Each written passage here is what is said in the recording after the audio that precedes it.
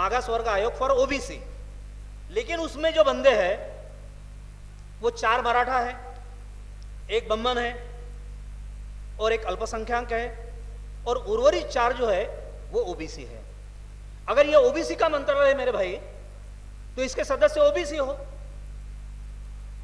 अन्य जाति का सवाल कहां आया? अगर हमारी बात कोई दूसरा अगर करेगा तो अपने फायदे के लिए करेगा, सरकार के इशारों पे करेगा, ये हमने नहीं भूलना चाहिए। बहुत डिटेल में जाने की कोई आवश्यकता नहीं, जैसे जैसे समय आते जाएगा हम फिर से मिलते जाएंगे। लेकिन मैं आदरणीय मेश्राम साहब जी को विनती करूंगा कि साहब यहां का पूरा Bahujan Samaj, SC ST VJNT minorities OBC, ये बड़ी आशा के साथ में यहां आपको सुनने आया है। हमने बार बार गलतियां की जिसका नतीजा यूपी का इलेक्शन है। हमारे मित्र कौन यही हम समझने में भूल कर रहे हैं। हम दुश्मन की बात करते थे, दुश्मन तो हमारा बिल्कुल आसानी से क्लियर कट विजुअलाइज होता है, लेकिन हमारे मित्र है उनको हम पहचाने। आगे चल के जब तक आप अपने विचारों के लोगों से हाथ नहीं मिलाओगे, हमारी दाल गलने वाली नहीं, खिचड़ी पकने की बात दूर रही। तो इस दिशा में हमारा प्रयास हो, जहां समझाने की आवश्यकता है वहां समझाए, जहां नहीं समझते उनको बाजू में रखे। लेकिन फुले शाहू अंबेडकर बाबा साहब के संविधान को मानने वाले जो बंदे हैं उनको साथ लेके हमको आगे की जो भी पॉलिटिकल चर्चा है या जो प्लेटफॉर्म है वो बनाना बहुत आवश्यक है। ये समय की मांग है। अगर हम समय की दस्तक को ना सुने तो जैसे हमारे शिवसेना वाले भाई हैं उन्होंने कहा, अच्छे दिन, या उनके पहले वाले लोगों ने जो कहा कि अच्छे दिन तो आए हैं, लेकिन मोदी जी ने वो अच्छे दिन किसके लिए ये नहीं कहा। It's a very almost a great juggler, बड़ा मदारी आदमी है वो, कब कैसा डमरू बजाए वो उनसे सीखने लायक है। मुझे लगता है कि वो अगर डमरू बजाते हैं तो हमने भी थोड़ी सी उनकी सीख से जो वास्तविकता है वो ध्यान में रखनी चाहिए। कहां हम गलत हो रहे हैं, कहां हम थोड़ा सा दिशाहीन हो रहे हैं, कहां हमारे संगठन में कमी है, कौन लोग हमारे साथ में आ सकते हैं, उनको साथ में लो। अगर ये नहीं हुआ तो ये 2017 के चुनाव ने, यूपी के चुनाव ने राज्यसभा का उनका दरवाजा खोल दिया है। अब चाहे वो कर सकते हैं, हमारे हाथ में इतना ही है कि वो कुछ करेंगे, हम रास्ते पे उतरेंगे, आंदोलन करेंगे। आंदोलन से मसला हल होने वाला नहीं। जब तक आप चेयर ऑक्युपाई नहीं करते तब तक आप, ये तो यहां की बात होगी, यहां की बात कौन सुनेगा?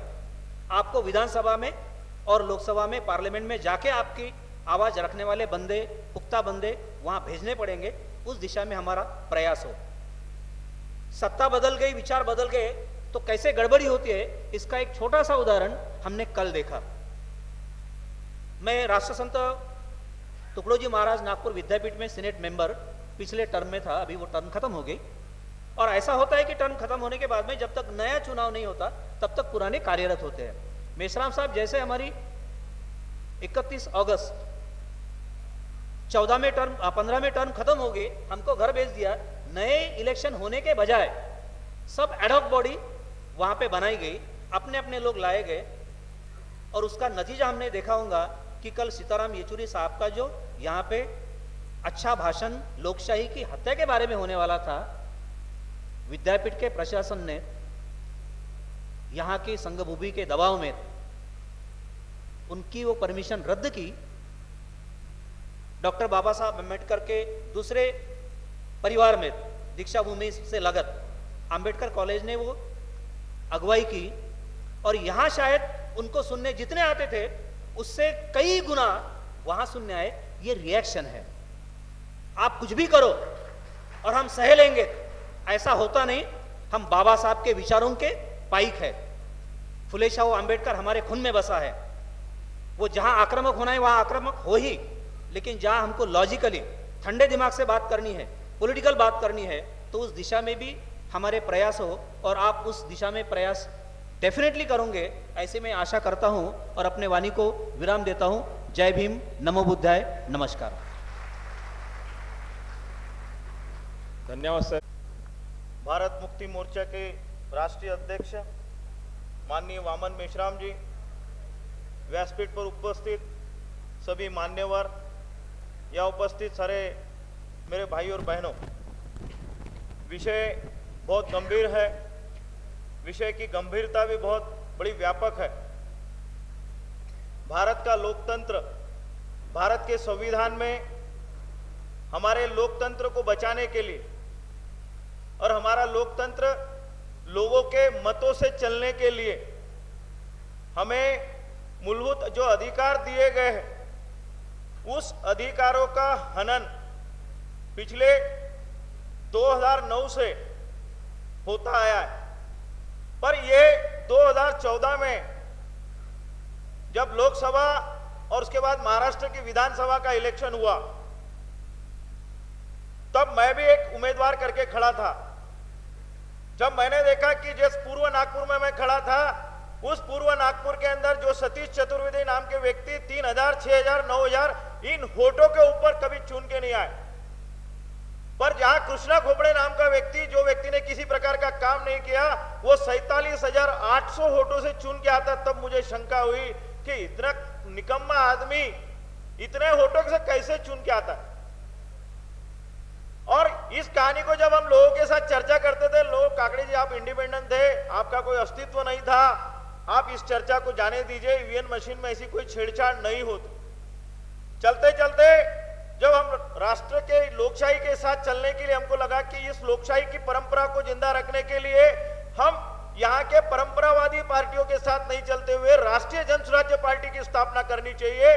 और वो पार्टी की स्थापना क्यों करनी चाहिए, इसका विषय और विजन भी हमारा था। विषय यह था कि हमने जनता को देखा कि सरकार किसी भी प्रकार की योजना निकालती, हमारी जनता तालियां बजाने के लिए बड़ी उस्ताद हो गई है। उठा के ताली बजाओ। हम देखे कि सरकार 2.5 लाख रुपए में बोले हम भूखंड देने वाले, हम घर देने वाले। उसकी समीक्षा जब मैं करता हूं, बालाघाट के अंदर जमीन की कीमत 25 रुपया, यानी 25,000 रुपए एकड़ की जमीन, तो वो जमीन पड़ती है 85 पैसे फुट। वो 850 रुपए का फ्लैट भी हमारी सरकार 2.5 लाख में देती, पर फिर भी हमारी जनता बड़ी ताली बजाती। मुझे दुख उस बात का भी लगता है।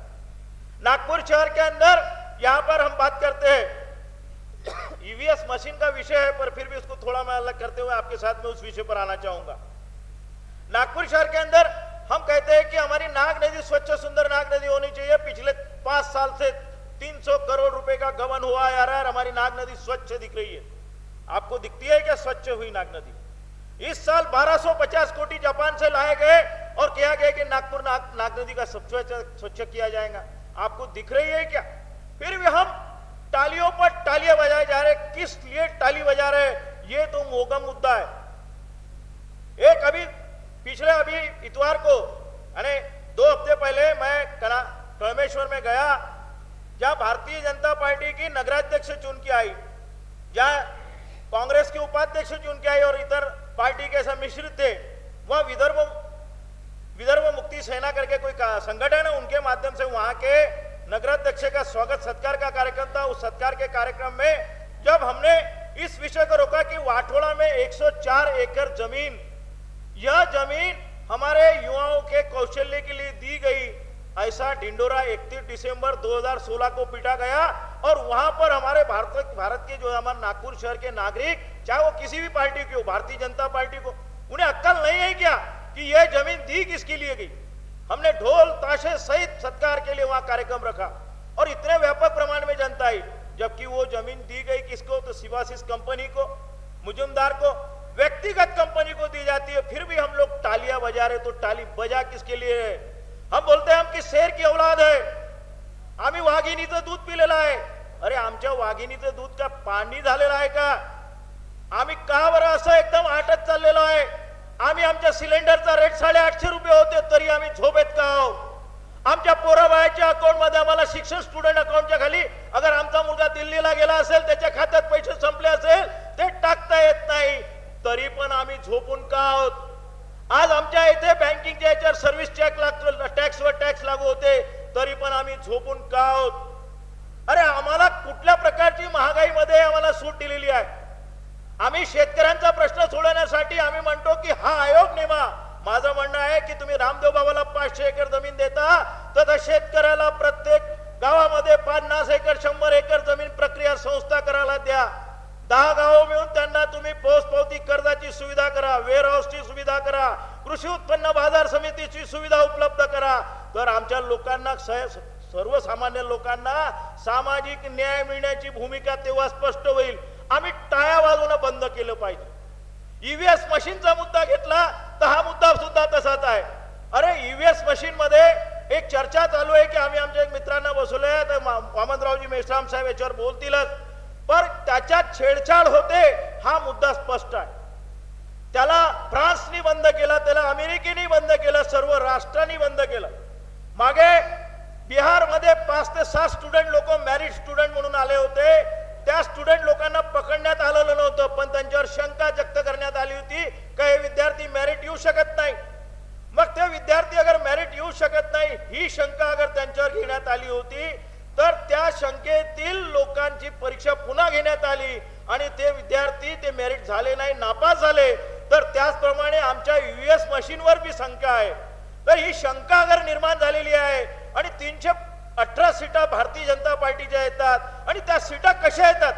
अरे निवडून येणारा आम्ही पहिले चर्चा करायचो की हा नगरसेवक 40 वोटांनी जिंकला, 100 वोटांनी जिंकला. आता नागपूर महानगरपालिकेचा नगरसेवक हा 10 ते 12,000 मतांनी जिंकतो. म्हणजे असं काय काम केलं त्या नगरसेवकांनी? एक आमदार 2 लाखांनी 1,40,000 मतांनी निवडून येतो, असं काय काम केलं त्या आमदारांनी? हे शंकेचे प्रश्न आहेत. जसं एका स्त्रीवर अत्याचार होते आणि त्या अत्याचाराच्या वेळेला विचारण्यात येते की या स्त्रीवर अत्याचार झाला, तिने पुरावा द्यावा.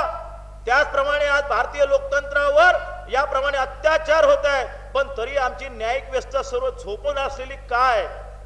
आणि त्यामध्ये असा प्रश्न पडतो, लोकांना वाटते की हा व्यक्ती उभा झालेला होता, ही गरज याची आहे, यांनी लढा द्यावा. याला ईव्हीएम मशीनवर शंका असेल तर यांनी त्या शंकेपाशी लढावं, असं लोकांना का बरं वाटते? त्यांना असं का वाटत नाही की हा आमचा देश आहे, प्रथम माझा देश आहे, या देशाचा प्रथम मी नागरिक आहे आणि या देशाचं संविधान वाचवण्याची जबाबदारी माझी आहे? ही गरज लोकांनी समजून घेण्याची अत्यंत आवश्यकता आहे. मित्रो, तुम्हाला या निमित्ताने मी आव्हान करेल की तुम्ही शासनाच्या कुठल्याही योजना, कोणत्याही योजनेचा अगर तुमच्याकडे येतात, त्या योजनेचं तुम्ही निरखून पारखून त्याला विरोध करा किंवा त्याला असेल जे काही तुम्हाला वाटते ते सुचवण्याचा प्रयत्न करा, जेणेकरून तुमच्यावर कोणत्याही योजना या चुकीच्या पद्धतीने लादण्यात येतील. आणि याचा बच्चा प्रमाण काय होणार आहे? आम्ही म्हणतो की हा माझा मुलगा है, ये मेरा बच्चा है, ये बच्चे को बचाए रखना. बच्चे को बचाए रखने का अर्थ है, बच्चा या शब्दार्थ है कि बचाए रखना, पण बचाए काय रखना है की आम्ही आमच्या मुलांवर आम्ही जे अन्याय सहन करतो ते अन्याय आमच्या मुलांसाठी वाचून ठेवणार का? आणि आमच्या मुलांना त्या अन्यायाविरुद्ध लढताना संघर्ष करण्यासाठी आम्ही सोडणार का? मित्रो, तुम्हाला आज आव्हान करतो की आपण या ईव्हीएम मशीन घोटाळ्यामध्ये झालेला आहे, हा नक्कीच घोटाळा झालेला आहे आणि भारतीय लोकतंत्राची नक्कीच हत्या झालेली आहे. आपणास सुद्धा आव्हान करेल की आपण सर्वांनी या लोकतंत्राची जी हत्या झालेली आहे त्याचा निषेध करावा. आणि मी म्हणेल की आपण संघर्ष करताना हे वाक्य वापरू नका, आम्ही काय करू शकणार आहोत. अरे काल आम्ही लोकसभा विधानसभेचा घेराव सुरू करू शकतो. अरे आमच्या पुढाऱ्यांनी इंग्रजांच्या बंदुकी समोर स्वतःचे मोर्चे नेतानी घाबरलेले नाही, तर आम्ही लोक का असे घाबरून असे भाषण देतो की आम्ही काय करू शकतो? अरे तो मरल त्याची वाट पाहण्यापेक्षा त्याला आता मारून त्याची लात मारून त्याला भगवून देऊ, ही ताकद आमच्यात आहे. आज लात मारली पाहिजे, आज त्याचा मर्डर केला पाहिजे, ही तयारी तुम्ही मित्र करा. नुसतं आम्ही म्हणणार की आमची घटना वाचवायची तर आम्ही नुसते निदर्शने करू. अरे निदर्श करणे हा हत्यार आहे, रोखलं पाहिजे, यांना कुठेतरी थांबवलं पाहिजे. यांना थांबवलं नाही तर हे आम्हाला भिकारी बनवल्याशिवाय राहणार नाही. परंतु तुम्हाला विनंती करतो की आपण सर्वांनी आव्हान स्वीकारावं. या ईव्हीएम मशीनच्या माध्यमाने या देशाला जे फासिस्टवादी बनवण्याचा जो प्रयत्न होत आहे तो फासिस्टवादी प्रयत्नाला आपण हाणून पाडलं पाहिजे. आपण एकत्र आलो पाहिजे, आपण जागलो पाहिजे. आपण वाघिणीचं दूध पिलं आहे तर वाघिणीच्या दुधासारखा संघर्ष केला पाहिजे. इतकेच आपल्याला मी आव्हान करतो. आपल्या शब्दांना विराम देतो. जय हिंद, जय विदर्भ, जय भीम, नमस्कार. धन्यवाद. काकडे साहेब यांनी आपल्या वाणीमधून या देशात काय समस्या निर्माण झालेल्या आहे याबद्दल तळमळीनं भाषण दिलेलं आहे. यानंतर मी आमंत्रित करत आहो माननीय विजयजी राजूरकर, विदर्भ प्रभारी बहुजन मुक्ती पार्टी.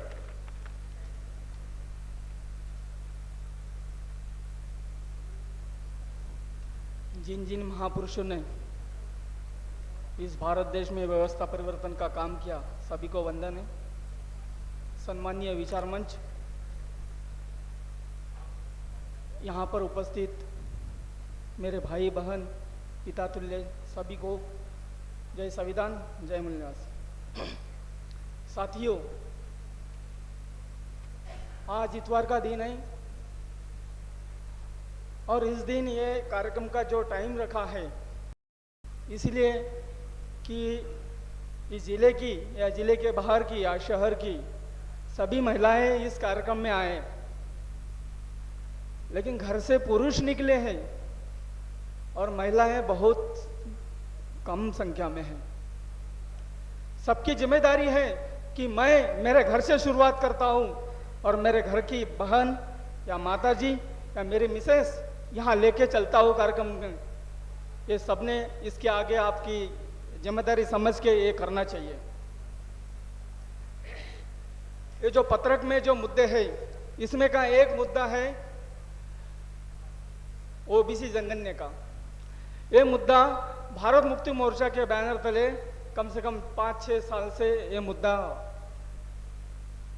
पूरे भारत में चल रहा है. तहसील लेवल पे, जिला लेवल पे, स्टेट लेवल पे और दिल्ली तक बड़े पैमाने पे ओबीसी जनगणना के लिए बड़े बड़े कार्यक्रम भारत मुक्ति मोर्चा के बैनर तले सारे भारत में हुए हैं. और इसका सुधारण अगर संगठन की ताकत देखा जाए तो हमने लास्ट टाइम एक कार्यक्रम में यहाँ के आय स्पेशलिस्ट डॉक्टर महात्मे को ऐसे एक कार्यक्रम में इनवाइट किया था और पत्रक में नाम डाला था. उसके बाद उसको राज्यसभा का खासदारकी का सीट मिला और वो वहां खासदार है. इसके पहले भी दिल्ली के एक बड़े कार्यक्रम में ओबीसी जनगणना का कार्यक्रम था. माननीय गोपीनाथ जी मुंडे जो अभी नहीं है, उनको पत्रक में उनका नाम था. सारे भारत में हमारे बड़े पोस्टर लगे, बैनर लगे. उसके बाद उनकी हत्या हुई. उसका कारण जो उसके कारण जो है 3-4 प्रकार के कारण थे, लेकिन उसमें से वो कारण भी है जिन्होंने 19 मिनट दिल्ली के सांसद में ओबीसी जनगणना के लिए स्पीच किया था. सबने सुना, सबने देखा, सबने पढ़ा. उसके पहले भी शेगांव के एक सभा में उन्होंने अपने स्पीच में ओबीसी की जनगणना होनी चाहिए, इस बारे में भी बात उठाई थी. ये सारे चीजें और इस महाराष्ट्र का सीएम पद का उम्मीदवार भी थे और बहुत सारे चीजें को लेके इस यहाँ देश का जो मनुस्मृति का कायदा अभी तक चल रहा है, उस कायदे के हिसाब से उनकी हत्या हुई है. अभी इलेक्शन के बारे में अगर सोचा जाए तो ये जो मुद्दे हैं, अभी तो ये सबसे बड़ा श्रेय भारत मुक्ति मोर्चा और उनके राष्ट्रीय अध्यक्ष माननीय मेहसान साहब को जाता है. क्यों जाता है? क्योंकि 2 साल से ये मुद्दा हम हाईलाइट कर रहे हैं सारे देश में भारत मुक्ति मोर्चा के बैनर तले, और हमने बहुजन मुक्ति पार्टी के बैनर तले भी बहुत बड़े पैमाने पे बॉम्बे में, दिल्ली में और लखनऊ में बड़े कार्यक्रम लगाए हैं. इस कारण के जरिए कि ईवीएम मशीन बंद हो या उसको पेपर ट्रिल लगाओ. अभी पेपर ट्रिल की बात छोड़ो, टोटली पेपर ट्रिल और ईवीएम मशीन ही बंद करो और पुराना सिस्टम जो बैलेट पेपर है वही चालू करो. इसका हम आगाज कर चुके हैं. अभी मैं एक उदाहरण देता हूं. जो 2015 में जो विधानसभा हुआ, वो विधानसभा के टाइम में हमारा अमरावती जिले का जो अचलपुर विधानसभा क्षेत्र है, हमने वहां हमारा कैंडिडेट खड़ा किया था प्राध्यापक रविंद्र राणे. उनके जिस गांव में उनका गांव है, वहां का जो बूथ है, वहां बूथ से उनका 0 वोटिंग हुआ है. यानी उनको कुछ भी, एक भी वोट नहीं, उनके माता पिताजी का नाम नहीं, मतलब वोट नहीं. बच्चे तो छोटे हैं लेकिन बीबी का नहीं. अगर बीबी को एक साड़ी नहीं खरीदा होगा तो हो सकता है बीबी नाराज है, तो बीबी ने नहीं दिया होगा. लेकिन उनका खुद का वोट, प्राध्यापक आदमी है, इतना तो गधा आदमी नहीं है. उनका खुद का भी वोट नहीं दिखाया। ऐसे बहुत सारे चीजें अभी उत्तर प्रदेश में जो रीता बहुगुणा है, उसके एक छोटा सा गांव है, उसके क्षेत्र में, वो क्षेत्र में 272 वोट गिरे हैं टोटल, और 272 वोट में से कम 2000 प्लस वोट बताए हैं। ये सारा चर्चा सारे देश में हमें हाईलाइट करना है और इसको बड़े पैमाने पर इसको रेस करना है। और ओबीसी मंत्रालय की बात कर रहे हैं माननीय हमारे यहाँ मेहमान हैं, ओबीसी मंत्रालय, क्योंकि इसका जो सारा श्रेय जाता है भारत मुक्ति मोर्चा को, क्योंकि ओबीसी जनगणना का जो मुद्दा उठा है पूरे भारत में, इसीलिए उन्होंने ओबीसी मंत्रालय बनाया है। उसका चलन नहीं किया है, खाली बनाया है दिखावे के लिए। इसलिए सारे चीजें हैं। और मैं सभी यहाँ उपस्थित भाई और बहनों से गुजारिश करता हूं कि अभी यहां तक आया है, यहां बाहर निकलने का इंतजार मत करो, अभी यहां से प्रण लो और हमें हमारी जिम्मेदारी समझ के इस आंदोलन के लिए एक जो राष्ट्रीय लेवल पे काम कर रहा है जो संगठन, उसके एक छत्र के नीचे सबको आना है। और ऐसी आशा करता हूं, और आयोजकों ने मुझे यहाँ बोलने की संधि दी, इसलिए मैं आयोजकों का आभार मानता हूं। धन्यवाद। धन्यवाद दादूकर साहेब. यानंतर मान्य प्राध्यापिका सुषमा भड, अध्यक्षा राष्ट्रीय ओबीसी महिला महासंघ नागपूर, यांना मी या ठिकाणी आमंत्रित करतो. जय भीम, जय ओबीसी.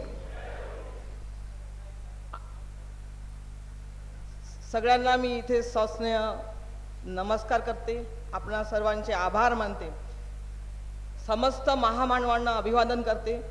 आजच्या विचारपीठावर उपस्थित आदरणीय वामनजी मेश्राम आणि समस्त आदरणीय अतिथीगण आणि माझे आदरणीय बंधू आणि भगिनींनो, ओबीसीची जनगणना 1931 साली इंग्रजाच्या काळामध्ये जाहीर झाली होती, त्यानंतर ती झालेली नाही आणि गेल्या 67-68 वर्षात या आपल्या भारतातल्या सरकारने स्वातंत्र्यानंतरही त्यातून डिक्लेअर केली नाही, म्हणजे आपलं सरकार कार्यक्षम नाही असं लक्षात येतं. म्हणून आपल्याला त्याच्यावर असा विचार करावा लागणार आहे की त्यांनी आमची जनगणना न करता 3% सवर्णाची जनगणना करावी पण उर्वरित प्रतिनिधित्व आम्हाला द्यावं, हीच मागणी आम्हाला रेटून धरावी लागणार आहे. त्यासाठी डिजिटल इंडियाचा नारा आजचं सरकार देत आहे. त्यासाठी त्यांनी डिजिटलच्या माध्यमातून जर ही जनगणना 3% जनगणना करणं फार कठीण नाही आणि बहुजनांचा विकास होऊ नये असे जे 3% मस्तके या देशामध्ये इतक्या वर्षापासून अराजकता पसरवत आहे, त्या मस्तकांचं विस्थापन सुद्धा एखाद्या बेटावर करण्याचं सुद्धा आपल्याला धाडस दाखवावं लागेल. कारण संविधानाने म्हटलेलं आहे समता, न्याय, बंधुता. डॉक्टर बाबासाहेब आंबेडकरांनी ते अधोरेखित केलं, परंतु त्याचा वारंवार अपमान केला जातो. या देशातल्या लोकांना जगू दिला जात नाही.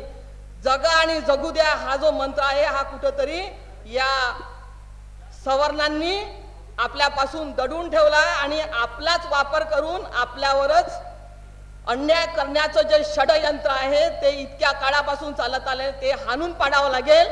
त्यासाठी आमचं राष्ट्रीय ओबीसी महासंघाचं 7 ऑगस्टला दिल्ली येथे अधिवेशन होणार आहे. त्या अधिवेशनामध्ये आमच्या या सगळ्या मागण्या आहेत, त्या अजूनपर्यंत मागण्या मान्य झालेल्या नाही आणि ते होणारही नाही. म्हणून आता 3% सवर्णांचं जनगणना करून उर्वरित आम्हाला द्यावं, हीच आपली मागणी राहणार आहे. आणि ते डिजिटल इंडियाचं जे त्यांचं स्वप्न आहे त्या अनुषंगाने डिजिटल यंत्रणेद्वारेच ती जनगणना केली तरी ती पुरेशी आहे. म्हणजे हा जो प्रश्न आहे ओबीसींचा जनगणनेचा तो तसाच सुटेल, कारण उर्वरित प्रतिनिधित्व आपल्याला मिळणं फार कठीण नाही. यासाठी आपणा सर्वांच्या सहकार्याची आम्हाला गरज भासणार आहे. आपण सर्वांनी ते सहकार्य करावं. या ठिकाणी मला 5 मिनिटं बोलायची संधी, कारण सरांचं फ्लाईट आहे, त्यामुळं मी इथे मला जी संधी दिलेली आहे बोलण्याची त्याबद्दल मी आयोजकांचे आभार मानते. आपणा समस्तांनी माझं ऐकून घेतलं, आपणा सर्वांचा आभार मानून मी आपल्या शब्दांना विराम देते. जय भीम, जय ओबीसी. धन्यवाद मॅडम. मॅडमने आपल्या तडफदार भाषणातून ओबीसी जनगणना किती महत्त्वाची आहे हा मुद्दा समजून सांगितला. यानंतर आपल्या देशामध्ये जे राष्ट्रीय जनआंदोलन निधी युनिटच्या माध्यमातून देण्यात येत आहेत, तरी मी सर्वांना पुनश्च विनंती करतो की निधी देण्याकरिता Rajendra Borkar, Uike sir, Moreshwar Jambhulkar, Manda Dahat, Kamlesh Sorte, Vijay Madankar, Rajendra Pise, Vicky Belkhode, Bhagat sir, Dahat sir, Bhimrao Lanjewar, Rajesh Tempe, Manisha Sonkamble, engineer Rajshri Pendor, Vighne sir, Yuvraji Dongre, Nisha Gokhale madam, Krishna Lanjewar sir यांना विनंती करतो यांनी स्टेज जवळ यावं. संपूर्ण जिल्ह्यामधून 2 लाख रुपये जन आंदोलन फंड आपण देणार आहोत.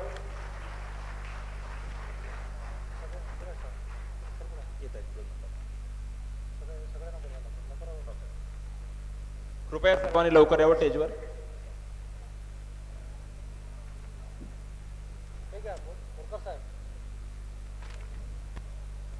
या देशात जन आंदोलन आज का जो जिला स्तरीय प्रबोधन सम्मेलन आयोजित किया गया है,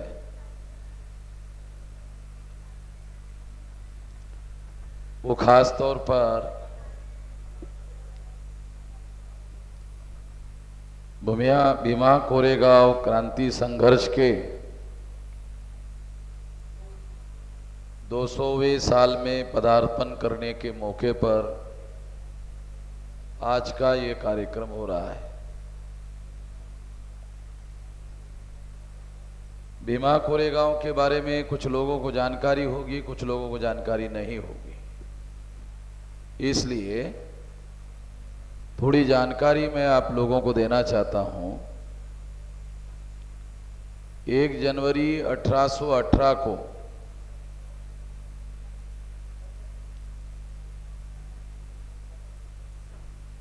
भीमा कोरेगांव में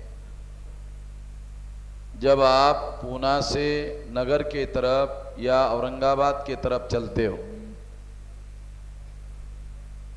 तो पूना से 22 किलोमीटर अंतर पर भीमा कोरेगांव नाम का गांव है। भीमा नाम की नदी है, कोरेगांव नाम का गांव है। भीमा कोरेगांव के नदी के किनारे पर जहां पर अभी भीमा कोरेगांव के नाम पर विजय स्तंभ बना हुआ है, वो पूना से नगर की तरफ जाने के दौरान भीमा नदी के किनारे पर, पहले किनारे पर वो विजय स्तंभ लगा हुआ है। 1 जनवरी का मतलब है 31 दिसंबर 1800 यानी 1700 के आगे 99। तो ये जो समय था, रात में दिसंबर महीने का समय है। आप कल्पना करो, बहुत ज्यादा ठंड का मौसम है और 2 युद्ध छावनियां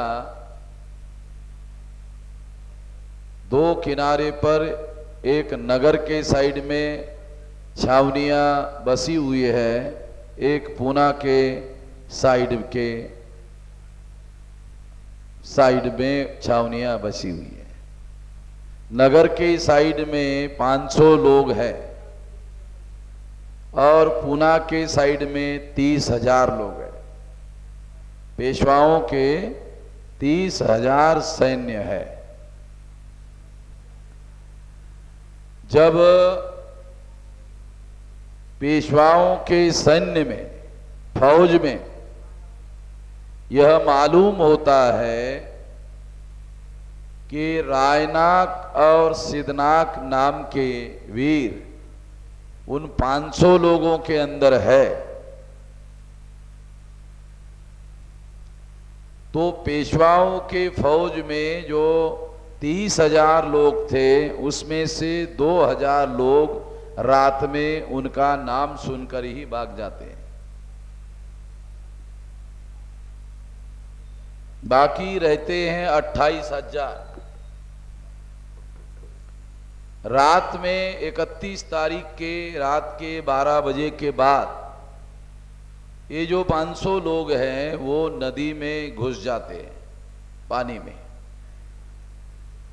और नदी में घुसकर रात के 2 बजे के बाद जो पेशवाओं का सैन्य सोया हुआ है उस पर वो 500 लोग हमला करते हैं। बहुत सारे लोग मर जाते हैं और बहुत सारे लोग भाग जाते हैं, और 500 लोगों में से भी कुछ लोग मर जाते हैं। ये लड़ाई शुरू होने के पहले 500 जो लोग थे उसमें बहुसंख्य महार थे, मराठा थे, मुस्लिम थे, अंग्रेजों की फौज थी, नवेल इन्फेंट्री।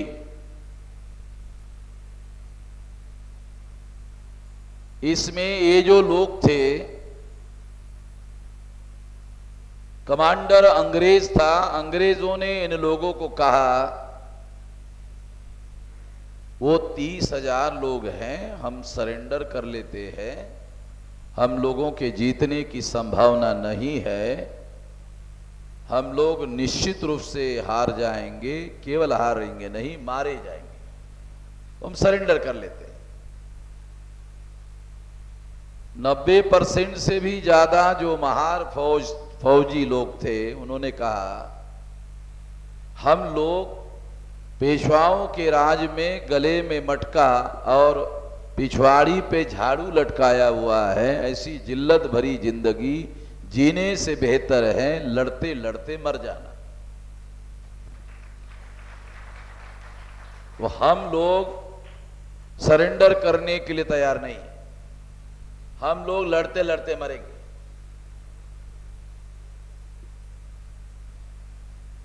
तो वो जो अंग्रेज का अधिकारी था उसको मजबूर होकर इस बात को मानना पड़ा, स्वीकार करना पड़ा, और ये लड़ाई हुई। और ये लड़ाई केवल हुई नहीं बल्कि जीती गई। पूना में पेशवाओं का जो पेशवा था उसका नाम था नातू। म्हणजे नातू म्हणजे आज्याचं पोरग नाही, तुम्ही म्हणाल ते आज्याचं पोरग म्हणून तुम्ही नातू सांगून राहिले। उसका नाम था नातू। अंग्रेज पूना सिटी में पहुंचने के पहले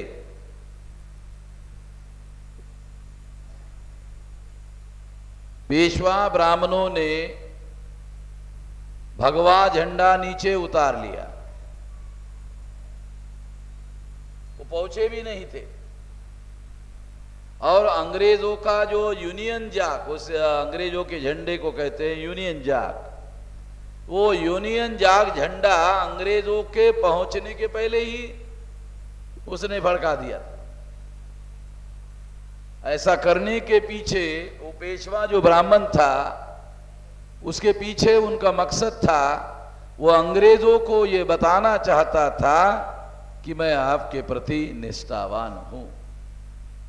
ये जो देशभक्त ब्राह्मण लोग हैं उन लोगों को ध्यान में रखते हुए आप लोगों को बता रहा हूं, आपको समझ में आए। क्योंकि ये जो ब्राह्मण लोग देशभक्ति की बातें करते रहते ना डेली, ये प्रोपोगंडिस्ट है, नेशनलिस्ट नहीं है। आप लोगों को बात समझ में आ रही? Propagandist and nationalist, the difference between propagandist and nationalist. ये नेशनलिज्म का, राष्ट्रवाद का केवल प्रचार करने वाले लोग हैं, राष्ट्रवादी लोग नहीं है। हम लोग भ्रम के शिकार हो जाते हैं कि क्या महान देशभक्त लोग हैं। तो ये जो फौज थी, ये फौज जो है जीत गई, कुछ लोग मर गए, तो उनके याद में, उनके स्मरण में अंग्रेजों ने विजय स्तंभ बनाया, आज भी है। बाबा साहब आम्बेडकर 1 जनवरी, चाहे वो भारत में रहे, कहीं पर भी रहे, तो 1 जनवरी को लगभग हर साल वहां जाते थे, याद में जाते थे। जब बाबा साहब आम्बेडकर का मृत्यु हुआ, तो मृत्यु होने के बाद रिपब्लिकन पार्टी के लोगों ने इसके तरफ ध्यान नहीं दिया। अब आप बोलेंगे रिपब्लिकन पार्टी के लोगों ने ध्यान क्यों नहीं दिया? क्योंकि वो बाबा साहब से भी महान लोग थे, इसलिए वो किसी महान घटनाओं के तरफ कोई ज्यादा ध्यान नहीं देते थे।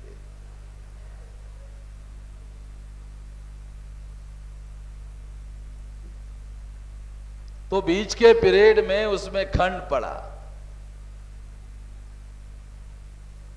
जब काशीराम जी ने बामसेब नाम का संगठन बनाया,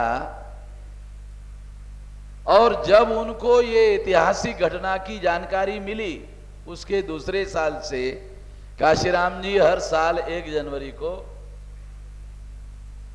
वहां जाते थे। वैसे जाति के दृष्टि से काशीराम जी की जाति मार नहीं थी, वो पंजाब के रामदासी थे, मगर वो जानते थे, उस इतिहास को जानते थे, समझते थे, और उसके गर्व और गौरव की बात को समझते थे, अनुभूति करते।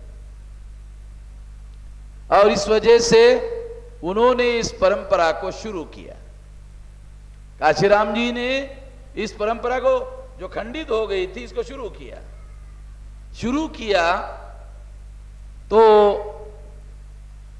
मैं आज बामसेब का नेशनल प्रेसिडेंट हूं, तो वो जो परंपरा है, काशीराम जी चले गए, हमने उस परंपरा को बरकरार रखा, और 1 जनवरी 2017 को हमने भीमा कोरेगांव में बहुत बड़ा कार्यक्रम किया, और उस कार्यक्रम में घोषित किया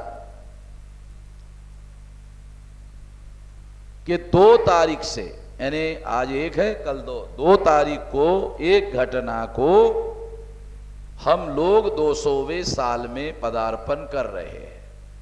तो 2 तारीख को 200वां साल शुरू हो गया। जब 200वां साल शुरू हो गया, तो हमने ये निर्णय लिया 1 जनवरी 2018 तक ये अभियान सारे देश भर में चलाया जाएगा, और 365 दिन चलाया जाएगा, और 365 दिन में 51,000 कार्यक्रम सारे देश भर में होनी चाहिए, 31 राज्यों में, 539 जिलों में, 3,500 तहसीलों में, 22,000 ब्लॉक में, 1.5 लाख गांवों के एरिया को प्रभावित करने के क्षेत्र तक। और मैं मेरे लेवल पर 31 राज्यों में 45 कार्यक्रम मैं अपने लगा रहा हूं, मेरे अपने राष्ट्रीय स्तर के 45 कार्यक्रम मैं ले रहा हूं। भाई ये सारे कल अभी जो समय है, इस समय पर मैं रांची झारखंड में था। थोड़ा कल्पना करो तो आपको थोड़ा कल्पना में रांची कहाँ है पता चलेगा। कल रात में 5 बजे तक कार्यक्रम समाप्त करने के बाद मैं रात में 10 बजे दिल्ली पहुंचा, और मॉर्निंग में 6 बजे की फ्लाइट पकड़कर यहाँ 8 बजे नागपुर आए। तो डेली सारे देश भर में 45 कार्यक्रम है 31 राज्यों में मैं कर रहा हूं। दूसरी जो हमारे सेकंड लाइन के राष्ट्रीय स्तर पर काम करने वाले लोग हैं, उनके द्वारा लगभग 500 कार्यक्रम सारे देश भर में होंगे। और बाकी जो कार्यक्रम है वो कार्यक्रम कंडक्ट करने के लिए 2000 कार्यकर्ताओं को वामसेव के, भारत मुक्ति मोर्चा के, विद्यार्थी मोर्चा के, युवा मोर्चा के और डॉक्टरों के, इंजीनियर्स लोगों के, वकीलों के, जितने भी ऑफशूट ऑर्गेनाइजेशन है वो सारे संगठनों के द्वारा 2000 कार्यकर्ताओं को इस काम पर लगाया गया है।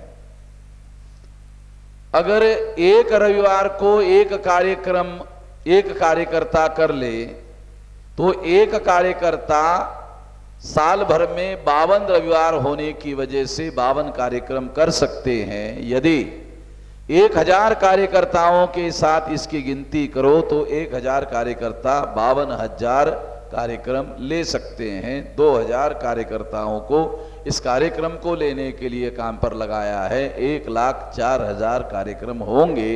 400 पूर्णकालीन कार्यकर्ता है, उनको भी इस काम के लिए लगाया गया है। तो ये एक बहुत बड़ा कार्यक्रम है जो 200वें साल में प्रवेश करने के मौके पर ये सारे देश भर में स्मरण करने के लिए, याद करने के लिए कि पेशवा ब्राह्मण जिन्होंने हमारे मूल निवासी बहुजन, केवल महारों पर नहीं, मूल निवासी बहुजनों को गुलामी में गर्त में डाला था, उसको खत्म करने के लिए ये लड़ाई उन महान वीरों ने लड़ाई लड़ी थी, युद्ध किया था और शहीदी स्वीकार की थी। उसके स्मरण में, उसके याद में हम लोग सारे देश भर में लोगों को स्मरण करने के लिए कह रहे हैं कि आप भी स्मरण करो, आप भी याद करो अपने पुरखों का। ये जो लड़ने का मादा उनके अंदर था और अपनी गुलामी खत्म करने के लिए वो अपनी पूरी जान लगाकर लड़ रहे थे, ये सत्व, ये डीएनए उनके अंदर कहां से आया? ये कौन लोग हैं? राजवाड़े नाम का ब्राह्मण है, वो लिखता है महाराष्ट्र नाग लोगों ने स्थापन किया हुआ है। महाराष्ट्र की स्थापना नाग लोगों ने की है। आप में से कुछ लोगों को जानकारी होगी कि देहात में नाग पंचमी का त्योहार बहुजन समाज के लोग करते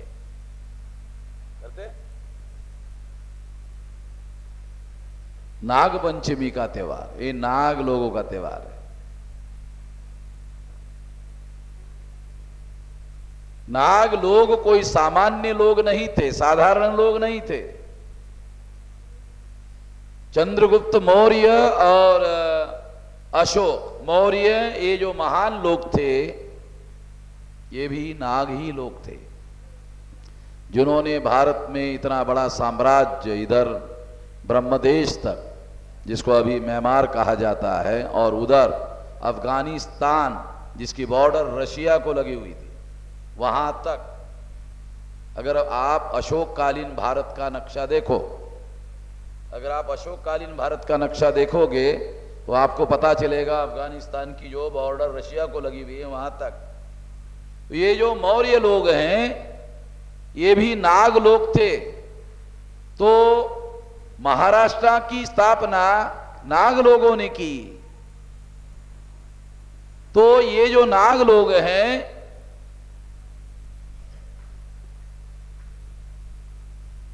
इन लोगों ने इतना विशाल साम्राज्य स्थापित किया था।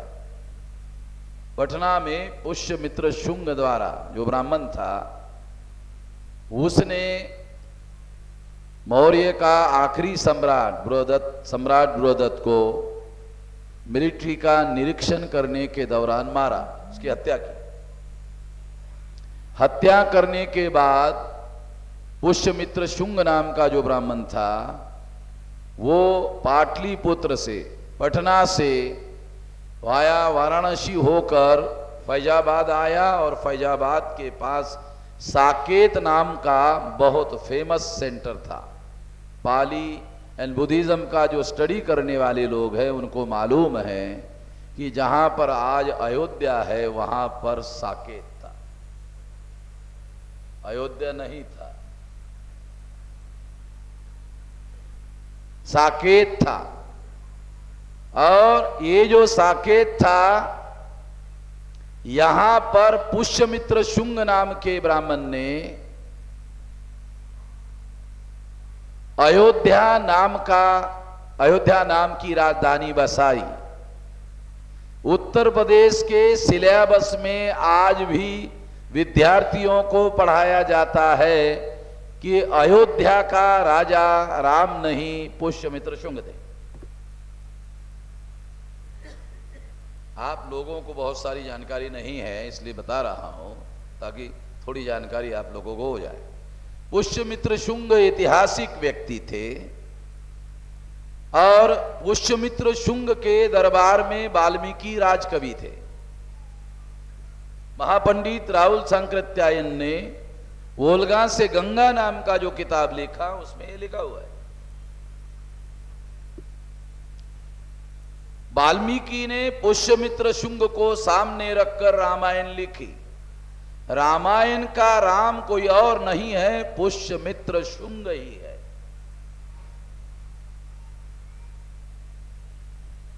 ब्राह्मणों ने रामायण में लिखा, राम आखिरी समय में शरयू नदी में डूबकर मरे।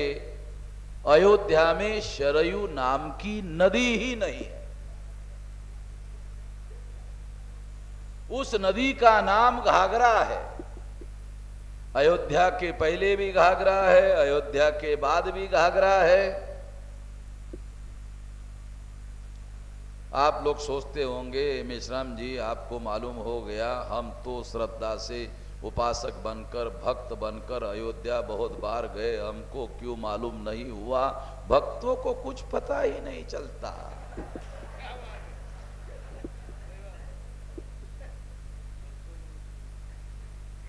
भक्त सबसे बड़ा काम क्या करते हैं? भक्त जो है, ये जो मस्तक है जो कहीं झुकना नहीं चाहिए, ये झुकाते रहते हैं। तो इसमें भी थोड़ा बहुत है, वो भी नीचे चला जाता है। तो इस वजह से उनको पता नहीं चलता, जानकारी नहीं होती है। आप परंपरा की बात मान लो, परंपरा की बात जान लो,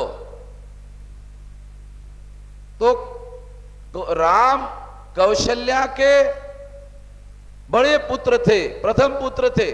और हमारे देश की परंपरा यह है कि कोई भी लड़की जब शादी करके ब्याही जाती है और ससुराल जाती है और पहला बच्चा पैदा करने का समय आता है, तो वो अपने मां के घर आती है। मैंने अयोध्या और फैजाबाद के कुछ मुसलमानों को पूछा, कहा हमारे यहां भी ऐसे।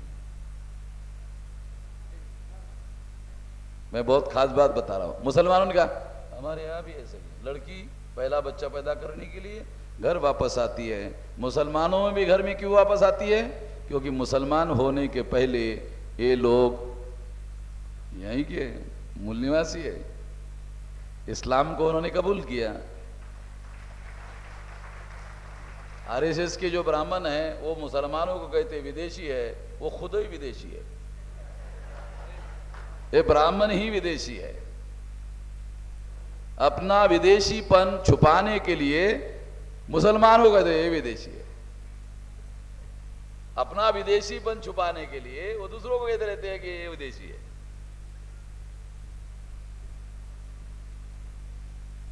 साथियों, पुष्यमित्र शुंग नाम के ब्राह्मण ने बृहदत्त मौर्य की हत्या की। हत्या करने की वजह से ये जो इतना विशाल साम्राज्य था ये बिखर गया, और ये स्थापित करने वाले जो नाग थे वो भी सारे देश भर में बिखर गए। एक शाखा महाराष्ट्र में भी आई। महाराष्ट्र में जो मोरे नाम के मराठा है,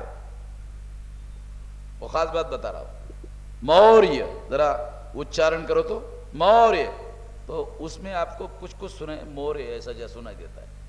मौर्य को जब आप उच्चारण करोगे तो कहीं कहीं आप लोगों को मोरे जैसा आवाज आता हुआ दिखाई देता है। महाराष्ट्र में जो बहुत सारे सरनेम है मोरे, शेड्यूल कास्ट की बहुत सारी जातियों में मोरे सरनेम है।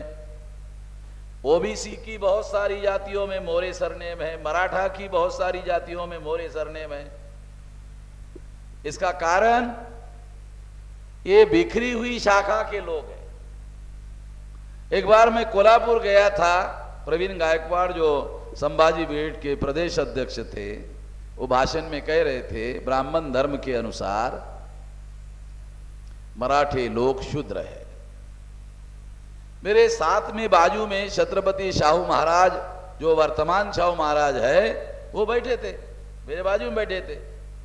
जब प्रवीण गायकवाड़ माइक पर बोल रहे थे कि मराठा जाति के जो लोग हैं ये ब्राह्मण धर्म के अनुसार शूद्र है, तो मैं शाहू महाराज के चेहरे की तरफ देख रहा था, उनको बहुत दुख लग रहा था। मुझे समझ में आया कि इनको दुख लग रहा है। जब मैं अध्यक्ष था, मैं बोलने के लिए आया, तो मैंने सवाल उठाया कि अभी प्रवीण गायकवाड़ ने ये कहा है कि मराठा ब्राह्मण धर्म के अनुसार शूद्र है। तो मैंने कहा अगर मराठा शूद्र हैं तो मनुस्मृति के कानून के अनुसार शूद्र हाथ में तलवार धारण नहीं कर सकता। अगर शूद्र हाथ में तलवार धारण नहीं कर सकता और मराठा ब्राह्मण धर्म के अनुसार शूद्र है, तो मराठा तलवार बहादुर क्यों है? तलवार बहादुर क्यों है? और ये तलवार मराठा लोगों के घरों में कहां से आई है? विजयादशमी के दिन मराठा लोग शस्त्र पूजन क्यों करते हैं?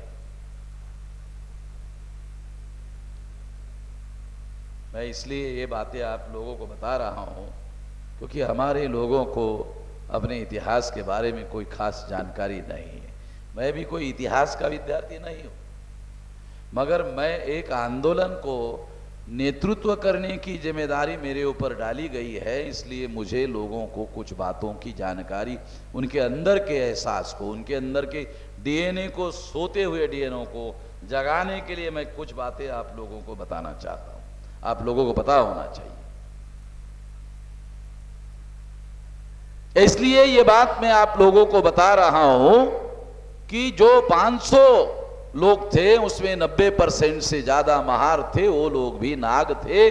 क्योंकि ये जो रायनाग, सेदनाग, ये नाग शब्द का अपभ्रंश है। नाग हिस्टोरियन लोग कहते हैं कि नाम में ही है, और ऐसे पुराने नाम अगर देखो तो उनके नाम में सीधा सीधा नाग लिखा हुआ है।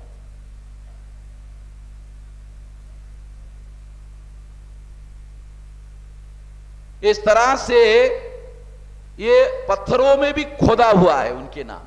अगर ये जो बौद्ध गुफाएं हैं उसमें अंदर भी पत्थरों के ऊपर खोदा हुआ है। ये भी हिस्टोरियन आर्कियोलॉजिकल एविडेंस है, काल्पनिक बातें नहीं है।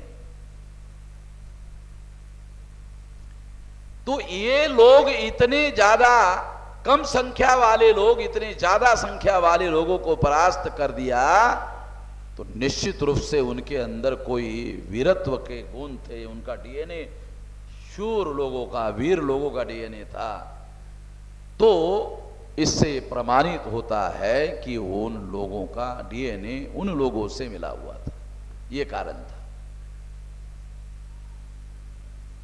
और उसमें जो 2 लोग थे, रायनाग और सिद्धनाग, उनका नाम सुनकर ही पेशवाओं के 2000 फौजी भाग गए थे। इतने बहादुर थे कि वो लोग है, तो उनका है वो लोग है, फिर तो बचने का कोई चांस नहीं। वो भाग गए, 2000 लोग भाग गए, 28,000 रह गए। तो 500 के हिसाब से एक एक के हिस्से में 56 लोग आते थे। तो महाराष्ट्र में एक कहावत भी है, रे तेरे जैसे बहुत देखे 56 हम लोगों ने। ऐसा सुना होगा आप लोगों ने, अरे तेरे जैसे बहुत 56 देखे हैं। देहात में बोलते ना, ये ऐसे काल्पनिक नहीं है, रियल है। आप गिनती करो, 500, 28,000, एक के हिस्से में 56। जरा गिनती करो, मेरी गिनती बहुत कमजोर है, आप लोगों की मजबूत है, जरा कर लो साथियों। तो ये वीरत्व लोगों के अंदर छुपा हुआ है, हमारे मूल निवासी बहुजनों के अंदर छुपा हुआ है। ये छुपा हुआ जो डीएनए हमारे लोगों का है, उसको जगाने के लिए मैं 51,000 कार्यक्रम सारे देश भर में लगा रहा हूं। केवल कार्यक्रम करने के लिए कार्यक्रम नहीं कर रहा हूं, उसके पीछे एक मकसद है, एक उद्देश्य है। उस उद्देश्य को लेकर के ये कार्यक्रम मैं कर रहा हूं। सिंपली कार्यक्रम करने के लिए कार्यक्रम नहीं कर रहा हूं। और इसलिए ये अभियान इतने बड़े पैमाने पर चलाया जा रहा है। जो 500 लोग अपनी गुलामी खत्म करने के लिए, जान न्यौछावर करने के लिए तैयार थे, उनके सामने भी समस्या थी। उनके सामने क्या समस्या थी? उनके सामने थोपी हुई गुलामी थी। ये जो थोपी हुई गुलामी थी, ये थोपी हुई गुलामी खत्म करने के लिए वो लड़ रहे थे। इसका मतलब है उनके सामने भी समस्या थी, आज हमारे सामने भी समस्या है। वो अगर अपनी समस्याओं को खत्म करने के लिए जान की बाजी लगा रहे थे, तो हमको इस घटना से प्रेरित होना चाहिए और हमारे सामने जो घटनाएं हैं उनको खत्म करने के लिए भी हमको जत्थेबंद होना चाहिए और लड़ना चाहिए। बहुत सारी समस्याएं वर्तमान में, कुछ समस्याओं के बारे में कुछ बातें मैं आप लोगों को बताना चाहता हूं। पहली समस्या है कॉमन सिविल कोड। आप लोग सोचते होंगे, अरे ये तो मुसलमानों की समस्या है, ये हमारी समस्या कैसे हुई? यही मैं बताना चाहता हूं। अगर लोगों को जानकारी होती तो फिर वामन मेश्राम की जरूरत क्या है? इसीलिए ना वामन मेश्राम की जरूरत होती है। कॉमन सिविल कोड केवल मुसलमानों की समस्या नहीं है। ब्राह्मणों द्वारा मिसलीडिंग इंफॉर्मेशन प्रचार में लाई जाती है और इस वजह से अखबारों को पढ़कर आप राय बना लेते हो। सेंट्रल गवर्नमेंट में बीजेपी जैसे ही सरकार में आई तो उन्होंने 1 पॉइंट प्रोग्राम चालू किया। वो प्रोग्राम क्या था? किसी न किसी मुद्दे को लेकर मुसलमानों के विरोध में देश में माहौल बनाने का, और मुद्दा केवल मुसलमानों से संबंधित होना चाहिए, चाहे वो लव जिहाद का हो, चाहे वो गोमांस भक्षण का हो, चाहे गो हत्या का हो, जितने मुद्दे हो। आप अगर मीडिया, अखबार निकालो तो आपको पता चलेगा कि सारे के सारे मुद्दे बीजेपी सेंट्रल गवर्नमेंट में आने के बाद उन्होंने केवल मुसलमानों को ध्यान रख करके केवल मुद्दे उठाए। क्यों? क्या सोचा इसके पीछे? नरेंद्र मोदी ने चुनाव में जो आश्वासन दिए उसमें से एक आश्वासन भी पालन नहीं किया, तो उनको ऐसा